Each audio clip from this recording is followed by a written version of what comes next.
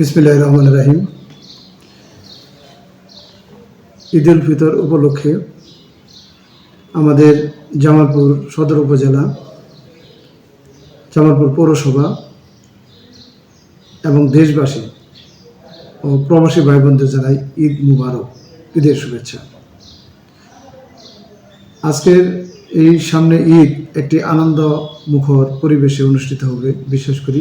এজন্যই যে বাংলাদেশে একটি নির্দলীয় নিরপেক্ষ তত্ত্বাবধায়ক সরকারের অধীনে একটি উৎসবমুখর পরিবেশে নির্বাচনের মধ্যে দিয়ে একটি নতুন সরকার গঠিত হয়েছে, যিনি বাংলাদেশে নেতৃত্ব দিচ্ছেন আমাদের প্রিয় নেতা বিএনপির চেয়ারম্যান জনাব তারেক রহমান। প্রধানমন্ত্রী হিসেবে দেশের নেতৃত্ব দিচ্ছেন।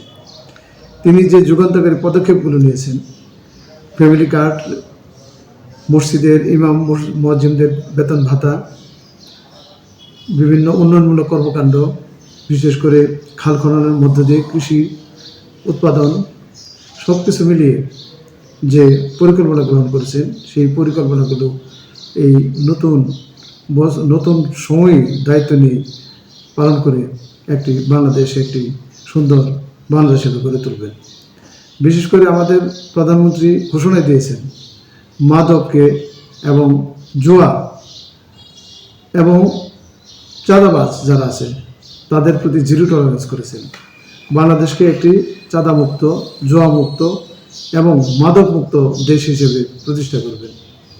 ইনশাআল্লাহ দেশবাসীর কাছে অনুরোধ জানাই, আমাদের প্রধানমন্ত্রী যে জিরো টলারেন্স ঘোষণা করেছেন, আমরা যেন সকল দেশবাসী সকলেই আমরা যেন তাকে এই কাজে সফল হওয়ার জন্য সহযোগিতা করি। আমাদের জামালপুরে দীর্ঘ 30 বছর আমরা বিএনপি থেকে এমপি পাইনি।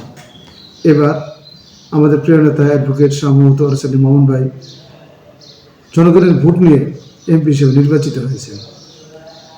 এমপি হিসেবে নির্বাচিত হওয়ার পরে উনি যেভাবে মাঠে ময়দানে এবং জনগণের পাশে দাঁড়িয়েছেন, আমি বিশ্বাস করি এই অবহেলিত জামালপুর একটি আধুনিক জামালপুর সদর হিসেবে, উপজেলা হিসেবে রূপান্তরিত হবে। প্রিয় দেশবাসী, আমরা আমাদের প্রিয় নেতা জনাব তারেক রহমান এবং আমাদের জামালপুরের প্রিয় নেতা অ্যাডভোকেট শাহ মোহাম্মদ ওয়ারেস আলী মামুনের জন্য দোয়া করবেন, যেন তাদের নেতৃত্বে আমাদের এই দেশটা, জামালপুর সদর উপজেলা সুন্দরভাবে পরিচালিত হয়।